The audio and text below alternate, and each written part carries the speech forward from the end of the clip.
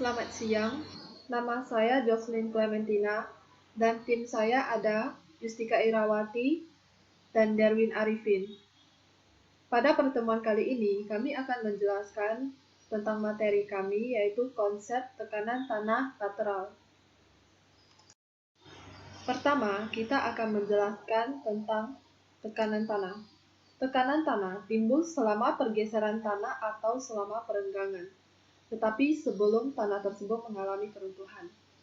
Untuk dapat merencanakan konstruksi penahan tanah dengan benar, maka kita perlu mengetahui gaya horizontal yang bekerja antara konstruksi penahan dan massa tanah yang ditahan. Pada slide ini, kita akan menjelaskan perbedaan antara lateral, vertikal, dan tekanan tanah aktif. Nah, pada slide ini bisa dilihat gambarnya bahwa sebuah turap atau dinding penahan itu mengalami kerusakan. Itu disebabkan oleh tekanan tanah lateral yang ditimbulkan akibat dorongan tanah di belakang struktur penahan tanah. Nah, besarnya tekanan tanah lateral sangat dipengaruhi oleh perubahan letaknya dari dinding penahan dan sifat-sifat tanah. Nah, mengapa kita harus mempelajari tentang tekanan tanah lateral? Karena tekanan tanah lateral itu sangat dibutuhkan pada saat perancangan dinding penahan tanah dan struktur lainnya, seperti terowongan, turap, pangkal jembatan, saluran di bawah beton, dan sebagainya. Pada slide ini kita akan menjelaskan tentang vertikal. Nah, tekanan tanah vertikal ini bisa disebabkan oleh kurangnya kepadatan suatu tanah atau akibat dari bencana alam. Bencana alam tersebut bisa seperti gempa bumi. Nah, pada gambar ini, bangunan ini bisa roboh karena akibat dari gempa bumi yang menyebabkan pergeseran pada suatu struktur tanah yang menyebabkan pori tanah menjadi membesar dan melemahnya kekuatan tanah dalam menahan sebuah konstruksi. Pada slide ini menjelaskan tentang tekanan pengangkatan atau tekanan ke atas. Nah, tekanan ke atas atau dikenal juga sebagai pengangkatan hidrostatik adalah tekanan ke atas yang diterapkan pada struktur yang berpotensi untuk dinaiki relatifnya terhadap lingkungannya. Ini merupakan kondisi di mana tekanan air pori yang lebih besar daripada tekanan overburden dari struktur. Nah, dari gambar slide ini bisa dilihat bahwa tanah tersebut mengalami tekanan ke atas yang menyebabkan konstruksi tersebut terangkat dan tumbang karena pengangkatan dari tekanan tanah tersebut. Tekanan tanah lateral dalam keadaan diam dapat dibagi menjadi dua jenis, seperti yang telah kita lihat di gambar tersebut. Di bagian kiri merupakan tekanan tanah lateral dalam keadaan diam yang tidak ada air sama sekali. Sementara itu yang di bagian kanan merupakan tekanan tanah lateral dalam keadaan diam yang sebagian isinya sudah terisi oleh air. Metode perhitungan tekanan tanah lateral dalam keadaan diam yang tidak ada air sama sekali. Di sini terdapat 3 jenis rumus yang akan dijelaskan. Yang pertama yaitu rumus koefisien, yang kedua yaitu rumus tekanan total, sedangkan yang ketiga adalah rumus titik berat. Di sini rumus titik berat itu merupakan rumus titik berat gabungan antara bidang persegi panjang dan bidang segitiga. Metode perhitungan tekanan tanah lateral dalam keadaan diam. Di sini saya hanya ingin mengatakan bahwa dari semua rumus yang terdapat di slide, hanya ada satu rumus yang memiliki kesamaan dengan rumus metode perhitungan tekanan tanah lateral dalam keadaan diam yang tidak berair sama sekali, yaitu rumus koefisien.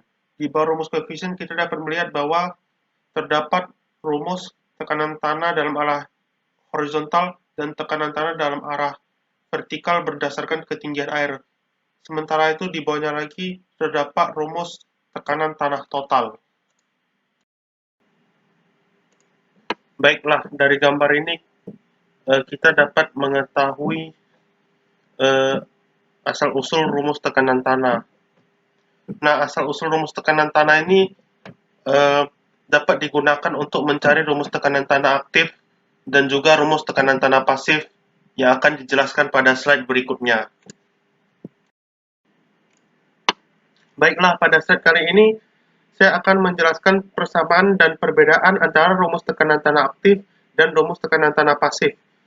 Persamaannya adalah kedua rumus tekanan diwakili oleh V3, sedangkan perbedaannya adalah kedua rumus tekanan tanah mempunyai rumus koefisien yang sedikit berbeda. Cara untuk mencari rumus tekanan tanah aktif dan rumus tekanan tanah pasif pada dasarnya sama. Pertama-tama kita harus mencari panjang garis yang terbentuk dari titik A dan titik C. Kemudian dari situ kita baru dapat V1 dan V3. Setelah itu kita baru mencari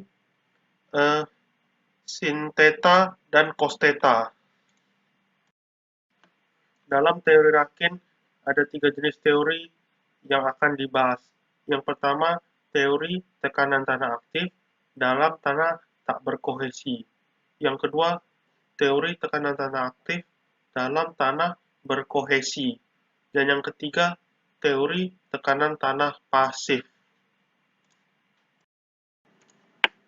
Untuk rumus tekanan tanah aktif menurut teori Rakin sebenarnya hampir sama dengan rumus tekanan tanah aktif pada umumnya. Perbedaannya hanya terletak pada rumus koefisien tanah aktif. Terdapat rumus koefisien tanah aktif yang hanya dipakai pada rumus tekanan tanah aktif menurut teori Rakin, yaitu Ka sama dengan cos alpha dikurang akar cos alpha kuadrat kurang cos alpha theta bagi cos alpha tambah akar cos alpha kuadrat kurang cos theta kuadrat dikali cos alpha. Selain rumus yang telah dijelaskan, di sini terdapat pula rumus yang digunakan untuk menghitung keruntuhan Mohr Coulomb dalam menghitung tekanan tanah aktif menurut teori Rakin. Untuk tekanan tanah aktif dalam tanah tak berkohesi, kita menggunakan 3 metode perhitungan dalam 3 keadaan yang berbeda. Keadaan pertama adalah keadaan tanah yang kering. Keadaan kedua adalah keadaan tanah yang sebagian terendam air. Sedangkan keadaan ketiga adalah keadaan tanah yang sebagian terendam air dan di atasnya terdapat beban vertikal ke bawah. Nah, cara untuk memperoleh tekanan tanah total pada ketiga kondisi tersebut adalah dengan menjumlahkan seluruh rumus yang telah ditulis pada bagian bawah.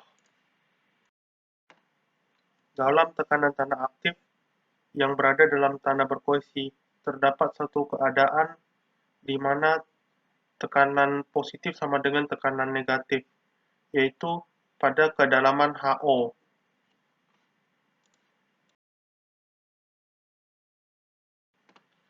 Nilai HO sama dengan 2Hc. Nilai Hc itu dapat diperoleh pada saat pH atau tekanan tanah dalam arah horizontal nilainya sama dengan 0. Rumus tekanan tanah aktif dalam tanah berkohesi menurut teori Rakin berbeda dengan rumus tekanan tanah aktif pada umumnya. Di sini kita dapat lihat bahwa rumus tegangan tanah dapat dicari dengan mengintegralkan rumus tekanan tanah aktif pada umumnya dengan nilai integral antara 0 sampai H.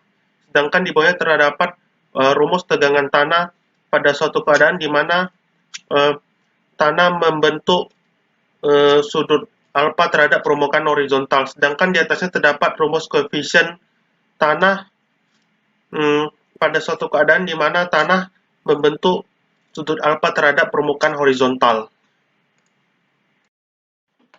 Di sini rumus tegangan tanah total dapat dicari dengan cara setengah dikali berat jenis tanah dikali tinggi pangkat 2 dikali koefisien tanah aktif. Pada Rakin Passive Earth Pressure terdapat sedikit perbedaan rumus dengan rumus tekanan tanah pasif pada umumnya, yaitu rumus untuk mencari nilai koefisien tanah. Rumus koefisien tanah pasif yang berbeda dengan rumus koefisien tanah pasif pada umumnya yaitu rumus koefisien yang sama dengan cos beta tambah akar cos kuadrat beta kurang cos theta kuadrat dibagi cos beta kurang akar cos beta kuadrat dikurang cos theta kuadrat dikali cos beta. Teori Coulomb terbagi atas dua jenis. Seperti yang kita lihat, yang di bagian kiri itu adalah teori Coulomb untuk menghitung tekanan tanah aktif, sedangkan yang di bagian kanan merupakan teori Coulomb untuk menghitung tekanan tanah pasif. Rumus yang dipakai untuk menghitung tekanan tanah aktif menurut teori Coulomb sama sekali tidak sama dengan rumus tekanan tanah aktif pada umumnya, termasuk rumus untuk mencari koefisien tanah aktif dan rumus untuk mencari tekanan tanah aktif. Untuk rumus tekanan tanah pasif menurut teori Coulomb sebenarnya terdapat sedikit kesamaan dengan rumus untuk mencari tekanan tanah aktif menurut teori Coulomb. Kesamaan yang saya maksud adalah rumus untuk mencari tekanan tanah, yang mana perbedaannya hanya terletak pada rumus untuk mencari koefisien saja. Sekarang saya akan menjelaskan sudut-sudut apa saja yang dipakai dalam teori Rakin dan Coulomb dalam menghitung tekanan tanah. Pertama-tama saya akan menjelaskan bahwa dalam teori Rakin hanya ada dua jenis sudut yang dipakai, yaitu sudut dengan simbol alfa dan sudut dengan simbol theta. Sedangkan untuk teori Coulomb, ketiga jenis sudut yang telah disebutkan dalam slide itu dipakai. Nilai sudut geser tanah terhadap dinding mempunyai nilai yang berbeda antara tanah yang satu dengan tanah yang lainnya, tergantung dari jenis tanah yang digunakan. Sekarang saya akan menjelaskan mengenai hydrostatic lateral earth pressure. Oke, sekarang kita akan membahas rumus dan pengertian dari hydrostatic lateral earth pressure. Pengertiannya adalah tekanan yang berasal dari air ketika berada dalam posisi horizontal terhadap permukaan tembok. Sedangkan rumusnya adalah P sama dengan setengah kali G kali HW kuadrat. G di sini merupakan G gravitasi bumi yang bernilai 10 meter per sekon kuadrat, sedangkan HW merupakan kedalaman air. Uniform load. Uniform load itu merupakan tekanan yang memberikan gaya terhadap posisi horizontal dan bersifat konstan. Rumus dari uniform load itu adalah sigma H sama dengan K dikali Q, dengan keterangan sigma H merupakan tekanan konstan terhadap posisi horizontal, K merupakan koefisien tekanan yang terbagi menjadi tekanan aktif atau K0 dan tekanan pada saat keadaan diam atau Ka. Q merupakan beban yang berada pada bagian permukaan tanah. Tekanan horizontal pada tanah yang dimaksud dapat terjadi pada dua kondisi yang berbeda, yaitu pada saat tanah dalam keadaan aktif dan tanah dalam keadaan diam. Selain itu, beban yang digunakan dapat berupa beban terpusat maupun beban merata. Point load. Point load itu memiliki definisi sebuah titik di mana berat, bantalan, atau struktural yang terkonsentrasi dan dapat dipindahkan ke pondasi.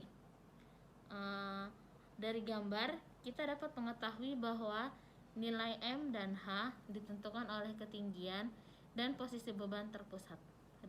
Rumus point load.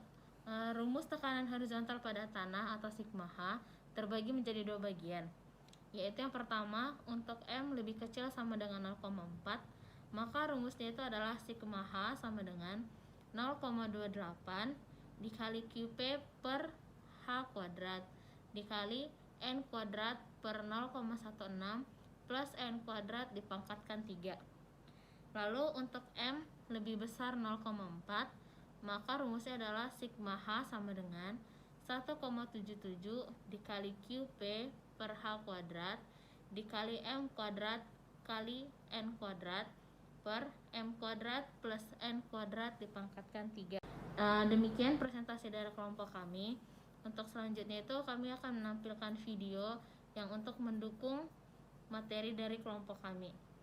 Sekian, terima kasih.